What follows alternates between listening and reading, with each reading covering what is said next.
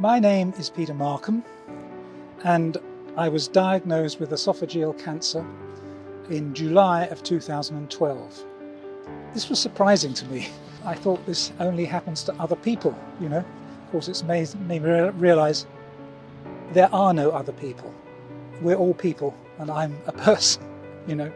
So I hadn't had a drink for 15 years. I'd never been a smoker, and it really took me by surprise. But on the other hand, I think, you know, I do bear some responsibility for not having checked myself out before. I think it was at least 2 years that I'd gone without a physical. And I was finding it difficult to reach out or reach up to things. That had been happening for a while. And I'm sort of, you know, I'm English and I think, oh, I'm not going to complain, you know, so I didn't do anything about it. And then food started to get stuck. I couldn't swallow. It was a turkey burger I was eating one day, and it got stuck about here. And it was most unpleasant, and I couldn't understand what was happening. Eventually it went down, but I kind of ignored it, and then it happened again. I'm very lucky because, you know, my wife is a fashion designer, and she's very aware of colour and tone. And she noticed a change in my complexion. And she said, "You've got to get yourself checked out. You've got to get a blood test. You've got to get blood work. You need to get a physical." And I'm very grateful to her for that because, of course, I went along to my physician and had some blood work done, and I was terribly anemic. My blood count was very, very low. Now, the thought was that I had an ulcer that might have been bleeding. So I had myself checked out. I had an endoscopy. And the physician there found a mass at the base of my esophagus, and it went across the sphincter into my stomach. So then, of course, I had to wait a couple of weeks before I found out, you know, the result. And I was somewhat reassured that it hadn't spread, and I'm enormously grateful for that. But of course, after 10, 12 days, I can't remember exactly how long it took to get the results of the biopsy, maybe it was sooner, my physician rang and said, well, it is cancerous. My physician directed me to an oncologist at UCLA, actually, and he proposed a protocol. He proposed a course of treatment, which would be some weeks of chemo and radiation at the same time, and then surgery, and that would be followed by a period of, as I understand it, insurance chemo. In other words, checking that there's nothing left in my system. Again, I'm very, very lucky because he directed me to Dr. Bilchik, Dr. Anton Bilchik. And the moment that my wife and I met him, we felt very, very reassured. He has wonderful people skills.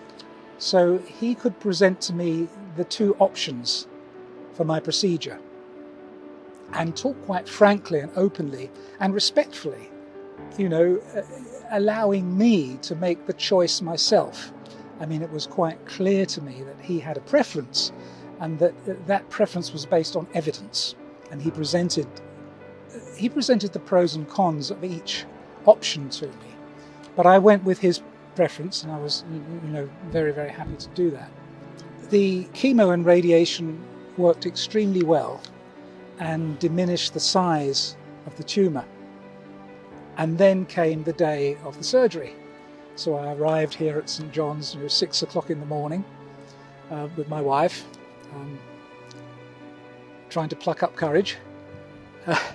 And it was an interesting start to the morning because there was I all prepared to go, you know, and Dr. Bilchik came in and said, "Oh, you have a slight arrhythmia in your heart, so we just want to check that out."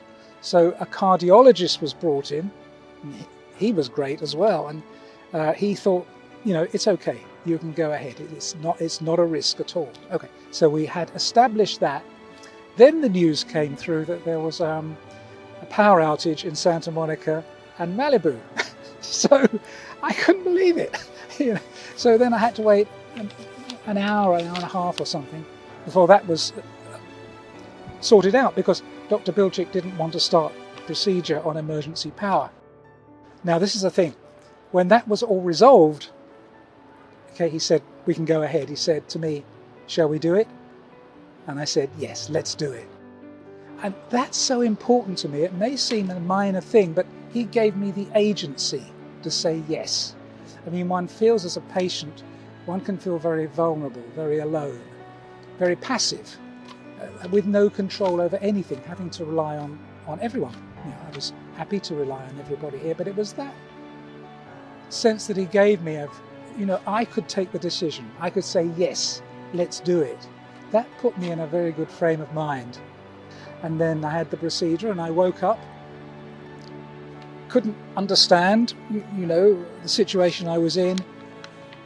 The person taking care of me explained immediately. My mind was put to rest. And then, you know, my 7 or 8 days here began. And I must say that the people here were absolutely wonderful. That I found the support and the comfort, the reassurance, the professionalism, really remarkable. There was professional precision, but also there was human feeling and kindness. And so it was really pretty good. I was happy to leave and go home, I have to say. But you know, it was I think the best experience it could have been. I have a new regard for life, the value of my life, and the gratitude for it. And since my treatment, and since the end of my treatment, which came in April 2013, I continue to teach my students many of them have done extremely well. They're some of the leading filmmakers in the world now, some of them. I've written and published my first book on filmmaking, and I'm currently writing my second book for a very important global publisher. And I'm continuing to give my own classes now because I'm no longer head of a graduate program. I set up by myself, giving my own classes, my own consultations. I have a gratitude, and I think, and a respect for life, and a sense that I'm a part of things. You know, I feel a part of humanity, a part of the world, a part of the universe in ways that perhaps I didn't do before. So there is an upside. But I do want to emphasize how much respect and regard I have for Dr. Bilchik, and how grateful to him I am for his skill, for his kindness. And I don't think I could have been with a better person. I regard myself as extremely lucky that I was with one of the best oncology surgeons in the world, and probably one of the best people too. I found, first of all, that I had every reason to keep going. I mean, my wife, my love for my wife and her love for me, she's a remarkable person. My family in England, my mother, my sister, my nieces, my nephew, I very much wanted to be around for them. And my students, who I felt, you know, had come to the school partly because of me, and how much I enjoyed being in class with them. And I thought, even if things didn't work out, you know, I've had it pretty good. I mean, I've done something in my life that I believe in. And I think if we can find, and I think most of us have that, we just don't always realize it. It needn't be anything big or grand. It's really about personal relationships, you know. And so I had, as I say, my family and my students. I also felt a sense of, not resignation, that's the wrong word, but acceptance. You know, it's very odd that I felt it made me feel a part of everything. And I had these strange, even when I was having chemo, and I kind of drift off, and I had these strange visions of the opening to the original Star Trek, of traveling through the universe and these stars coming past. Oh, I'm part of all this, you know. And even if I hadn't been here, the world would be different. I mean, minuscule, tiny, in a tiny way, but I have had some effect. Another thing is that day that the tumour was discovered, Barbara, my wife, said to me, "We'll take it step by step." That was the key. Just day by day, do what we can, you know, and that's how I got through it. People say, "Oh, you battled against cancer." I didn't see it as a battle. I saw it as a process of collaboration with everyone and with an acceptance of nature and the world. For me, it worked out. So Dr. Bilchik is great himself, but he's also wonderful in the way that he assembles a team around him. And I met several of the team, who worked with him on the surgery, and that was another delight. I mean, these are really bright people who have very promising futures indeed, and they're learning from him, the best person of all to learn from. So I was enormously impressed. What a wonderful team.